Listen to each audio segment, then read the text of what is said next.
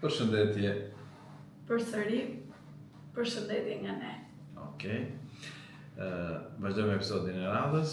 E premtuam që do ta zvisherojmë ankthi që trajtuam në një nga episodet më përpara, ku pam çfarë ishte ankthi, llojet e ankhthit, pse shkaktoheshin ato dhe një, si thua, Panoramë të përgjithshme. Panoramë të përgjithshme. Por duke qenë që ankthi ka të bëjë me psikikën, ka të bëjë me mjedisin, ka të bëjë me gjendjen tonë, sigurisht dhe format dhe shkaqet janë të shumta. Sot thanë do të flasim për shkaqet e ankthit apo jo. Kush janë shkaqet kryesore ose shkaqet në përgjithësi të ankthit? Nëse flasim për shkaqet, zakonisht tek një person nuk ka gjë shkak. Janë të ndërthurura me njëra tjetrën dhe janë disa lloj faktorësh që ndikojnë në shfaqjen e një gjendje të ankthit edhe në mbajtjen e kësaj gjendjeje në vazhdimsi. Ndër shkaqet kryesore të ankthit mund të përmendim faktorët psikologjik.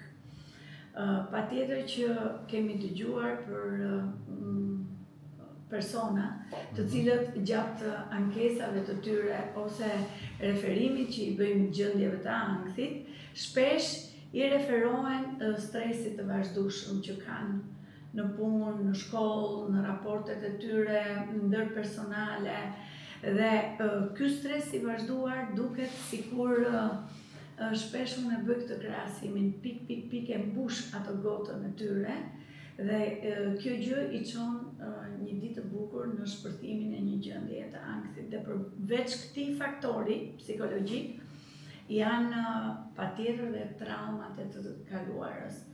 Traumat emocionale, sidomos këto dhuna, abuzimi, janë shkaqet që në një pjesë të mirë gjatë intervistave zbulohen, por për më tepër janë objekti i punës së një psikoterapisti që nëpërmjet bashkëbisedimit dhe terapisë i identifikon dhe punon mbi këto trauma.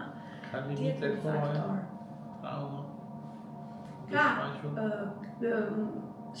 Format, ajo është një forma ankthi që ne do ta trajtojmë veças, por traumat mund të shfaqen menjëherë, kanë shfaqje të ngadalshme, kanë shfaqje me afat kohor të largët në distancë. Janë disa lloje, por gjithsesi i takojnë një grupi të veçantë që ne do ta trajtojmë. Nuk ka një kohë të caktuar deri në kaq kohë mund të shkojë ose në këtë kuptim. Jo.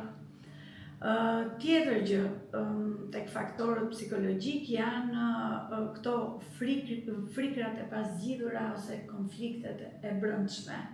Prap subjekt i trajtimit të psikoterapistit, e ndërkohë është ajo ndjesia e vetvlerësimit të ulët apo i ndjenjave të fajit që personat ndonjëherë prap i kanë si pasojë e mënyrës së edukimit nga fëmijëria apo përballjes me stresorët, mos i më thënë kanë qenë persona të gabuar në momentin e gabuar. Këto përsa i takon faktorëve psikologjik. Të tjerë faktorë që mund të ndërhyjnë ose mund të ndërthuren me faktorët psikologjik janë dhe ato biologjik. Tek faktorët biologjik mund të përmendim genetikën ose trashëgimin. Është në fakt një teori e cila ka diskutim sepse midis një paterni apo një shabloni që një prind ka brenda familjes, pra një prind anksioz është një model padashje për një fëmijë.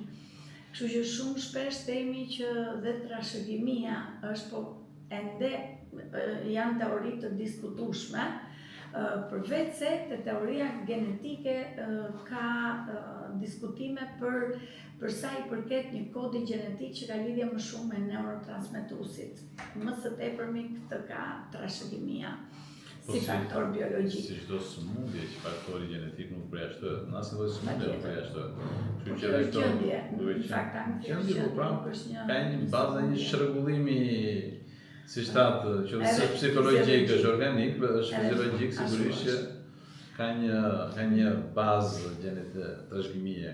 Patjetër. Tek faktorët biologjik vlen për të përmendur çfarë ka disekuilibra të neurotransmetuesve ose të kimisë që ndodh në qelizën nervore. Dihet që neurotransmetues të tillë siç adrenalina, noradrenalina, serotonina, epinefrina, acidi GABA, aminobutyrik, dopamina janë të gjithë neurotransmetues përgjegjës, të cilët disa prej tyre rriten dhe disa prej tyre bien në përqendrim gjatë episodeve të ankthit. Kështu që edhe këto bëjnë pjesë në faktorët biologjik që ndërthuren me shkaqet e tjera. Kjo shumë që kujtova se janë shumë nga këto sindromat subklinike që kanë të bëjnë jo vetëm me këto hormone, por kanë të bëjnë me raportin midis tyre, se siç e dimë në organizëm të gjitha gjërat kanë një feedback pozitiv ose negativ, që kanë të bëjnë me ekuilibra, dhe ekuilibri kur është brenda normës, sigurisht që çrregullimet nuk duken ose nuk janë. Sa fillon çrregullimi ose ndryshimi i këtij raporti, fillon shfaqja e sindromeve subklinike, pastaj për të bërë më të dukshme me ndryshimin akoma më të madh edhe për organet e gjërat e tjera po flasë, dhe sigurisht edhe kjo është pak a shumë e njëjtë. Është feedbacku, jo më kohë dhe kortizoli, për shkak që është pjesë e këtyre ndryshimeve, është një nga edhe analizat identifikuese deri diku të hormoni stresit. Hormoni stresit, kortizoli. Tjetër gjë, janë edhe tek faktorët biologjik edhe çrregullimet hormonale. Dihet që hormonet kanë një ndërlidhje katërcipërore me sistemin nervor. Dhe këtë e vërteton për shembull çfarë çrregullimesh gjendra tiroide mund të ngjasojë dhe të japi në lidhje me gjendjet e ankthit, ose gjendje të tilla hormonale tek gjinia femërore, siç sindroma premenstruale, menopauza. Ne kishim bërë një pyetje tek epizodi i diabetit, a ndikon tiroidja te diabeti? Po, ndikon.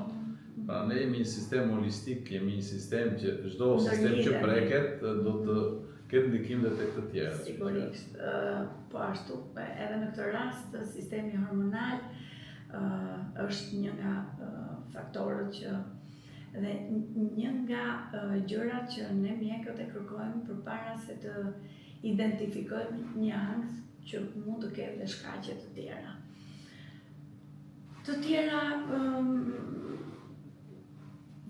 Të tjerë faktorë, domethënë që lidhen me gjendjet e ankthit janë edhe sëmundjet fizike. Sëmundjet fizike të tilla siç anemia, pra mungesa e hekurit, mund të krijojë gjendje që mungesa e hemoglobinës ose hekurit që stimulojnë gjendjet e ankthit, është hipertiroidizmi që e tham, është hipoglicemia, janë ndryshimet që ndodhin përgjatë sëmundjeve të zemrës, siç janë çrregullimet e ritmit, për shembull, sidomos takikardia ose aritmia, që është ndonjëherë veza pulën apo pula vezën, domethënë. Këto janë tipike, janë tipike të moshave të reja. Ne na vijnë shpesh të rinj për shembull në urgjencë me tipjes së takikardia paroksistika supraventrikulare, që zemra është shumë shpejt, shkon deri 180-200. Dhe ai e ndjen të rrallëzën dhe thotë çfarë po ndodh, dhe frika është kulmi që shton akoma më shumë frekuencën kardiake. Përshkallëzohet, ajo dhe amplifikohet. Përshkallëzohet, pastaj ndikon gjithë faktorët ndërthuar. Në mënyrë indirekte depresioni i gjakut që bie, që edhe mund të mbazë ndjenja, kështu që ka shumë arsye të lidhura me njëra tjetrën që çojnë një gjendje të tillë të pacientit. Të mos harrojmë se ndonjëherë këto gjendje të ankthit shkaktohen edhe nga mungesa e disa vitaminave dhe mikroelementeve, siç është për shembull mungesa jo vetëm e hekurit, po dhe e magneziumit, e vitaminës D, e vitaminës B12, Të gjithë duhet të hulumtohet dhe të tekniku I familjes të kërkohen analizat të cilat janë përjashtuse ose identifikuese që përfshihen. E sollet të cilat sepse shumë herë, kupton të marrë vitaminë, do marrësh integrator, po thjesht plotësues. Realisht vitaminat I kanë një rol shumë të lidhur ngushtë me enzimat.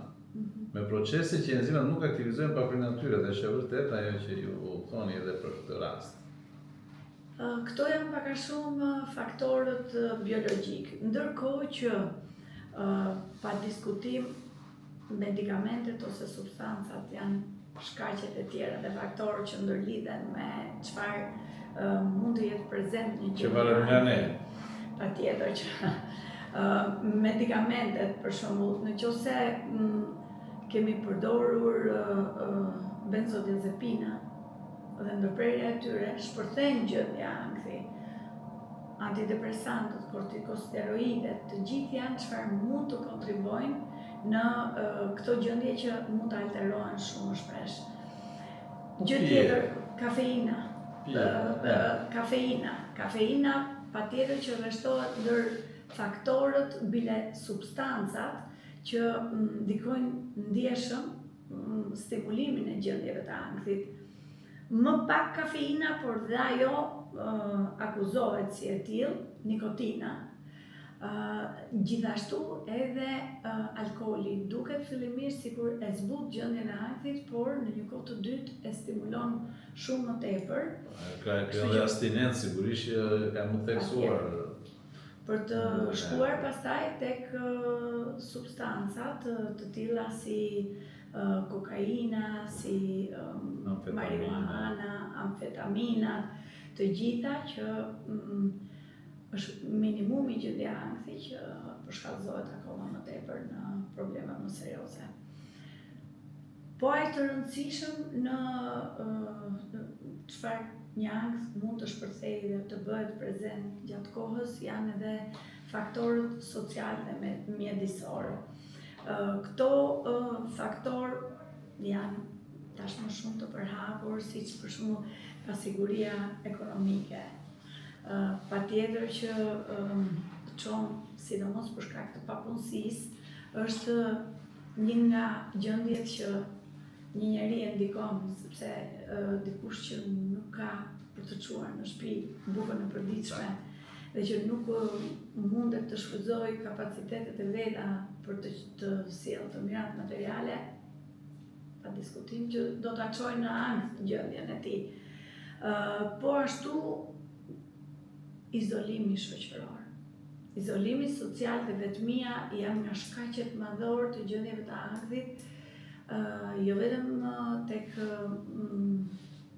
moshat e mëdha që pastaj komplikohet më rënd me probleme të tjera, por dhe të rinjt, sidomos tani që pas Covidit tendenca për izolim duket se është një lloj pasoje çfarë ajo periudhë la tek disa, e prodhoi edhe e la pasojë tek disa, por nga ana tjetër edhe çfarë përdorimi I teknologjisë apo profesione të tilla si të IT-t që kanë gjatë gjithë kohës raporte shumë të ngushta, do të shumë të kufizuara me realitetin dhe me raportet ndërpersonale, përbëjnë risk për këtë lloj vetizolimi social. Siç është edhe përdorimi I tyre nga fëmijët, jo vetëm nga llojet e punës, por fëmijët janë bërë të gjitur me pajisjet në rrjetet sociale, me rrezik shumë që në moshë shumë të vogël. Rrezik shumë I madh për të tërhequr dhe për të izoluar nga realiteti. Qartë të tjerë faktorë mjedisor dhe social janë ngjarjet e mëdha, humbjet për shembull, humbjet shumë të rëndësishme, jo humbje e një personi shumë të dashur, por dhe një humbje e një raporti të rëndësishëm apo humbje e vendit të punës, janë të gjitha çfarë ndikojnë si faktor mjedisor dhe social, por dhe presioni i rrjeteve sociale, ajo gjë që sot gjithnjë më tepër po komentohet, sepse i çon njerëzit, është një faktor shumë i rëndësishëm, sepse i çon njerëzit në krahasime. Aty ku hidhet një jetë e bukur, luksi, një veshje shtrenjtë, firmato, e bën një njeri që të ndjehet nën presionin e të qenit i pamundur që të realizoj atë çka i serviret në këto rrjete sociale, kështu që edhe ky bën pjesë tek faktorët. Që izolon atë dhe pastaj si model të dytë. Stili i jetës i shumë përmendur është edhe ky një faktor që nuk duhet neglizhuar dhe që çon në konsiderohet si një shkak i shpëtimit të ankthit. Këtu kemi përmendur pa diskutim gjumin disa puntata më përpara, rëndësinë e një gjumi të mirë. Patjetër që një gjumi mirë është një relaks dhe të mbron deri diku, ashtu sikurse stimulon gjendjet e ankthit nëse nuk është i shëndetshëm në orët e veta dhe ashtu siç mund të plotësohet energjia që humbasim një ditë më pas. Është ushqyerja. Një ushqyerje e çrregullt, e disbalancuar, aritmike, domethënë është indikator kryesor për çfarë ne mund ta kërkojmë atë arsyetimin për ankthin në hënë dhe e kemi të këmbët tona, në këmbët tona, domethënë. Kështu që shumë e rëndësishme është edhe ushqyerja, patjetër është edhe aktiviteti fizik, me cilin neve shkarkojmë gjithë këto impulset negative dhe bëjmë jo vetëm relaksin e gjithë organizmit ton, po për së pari të mendjes ton, kështu që është pa diskutim një nga gjërat që në stilin e jetesës kontribon. Është dhe ajo jeta frenetike, që duket sikur nuk i shmangemi dot. Është ritmi i përditshëm i punëve tona objektiva që vëmë, sa duam të bëjmë këto, deadline-et tona janë faktor që në dukje të rutinës tonë të përditshme na bëjnë që të kjo vorbulla të mund të mos marrim dot atë tangenten për dalë dhe unë jam e sigurt që kush po na dëgjon tani e ka gjetur veten pak në një nga ato shkaq. Jo vetëm në një. Prandaj tham që në fillim që janë disa shkaqe që mund të ndërthuren dhe janë kaq shumë shkaqe dhe kaq e përditshmja jonë në këto shkaqe sa prandaj nuk i shmangemi dot në ankthit. Prandaj është edhe ajo pyetja që vjen gjithmonë, si ka mundësi që është kaq shumë ankthi të ditët që jetojmë? Ja, pikërisht për këto faktorë që neve përmendëm dhe që disa prej tyre nuk mund t'ja nënshkalojmë dot.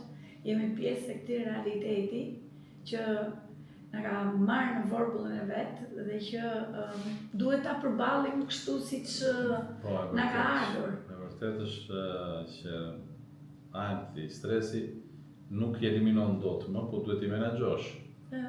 Ti thuash mirë se erdhe dhe të shikojmë se çfarë metoda dhe çfarë mënyrash mund të përdorësh duke shmangur sa më tepër nga këto faktorë që ne i përmendëm, domethënë, dhe që një pjesë e tyre janë vërtet një mënyrë menaxhimi që neve jo vetëm mund na vi intuitivisht, sepse dhimbja mëson, ka thënë Franklin i madh, pra mund ta pësosh një ankth dhe pastaj të përpiqesh të rregullosh nga ajo që ke pësuar, por nga ana tjetër edhe duke i dëgjuar, duke i diskutuar të gjitha këto, çfarë përgjithsisht përpiqemi që t'i bëjmë të qarta, të mundesh të identifikosh si faktor dhe t'i minimizosh. Epizodi sot është tipik i kësaj, se në fillim mos më streso, se shumë afër episodi i radhës. E shkon sa mirë. Me dorën pastaj. Që ne jo vetëm e shpjegojmë nga ana teorike, por dhe e bëjmë nga ana praktike. E bëjmë nga ana praktike dhe njeriu kur I thot fillon I flet dhe vetes, domethënë se të dy neve jemi nga ato që e fillojmë në 7 të mëngjesit e mbarojmë në 7 të darkës. Një nga faktorët nuk e shmangim dot. Gjithsesi ja dalim. Edhe mund t'ja dalim patjetër duke përdorur gjithë mekanizmat tonë dhe të inteligjencës edhe të përshtatjes. Këto ishin shkaqet që s'ishin pak. Kështu që Plot. gjithë secili mund ta gjejë veten, por në përfundim do të flasim që shiko se nuk është jetë kërcënuese. Ka trajtim. Patjetër. Dhe Nuk ka problem që nuk zgjidhet, kështu themi. patjetër. Episodin e radhës.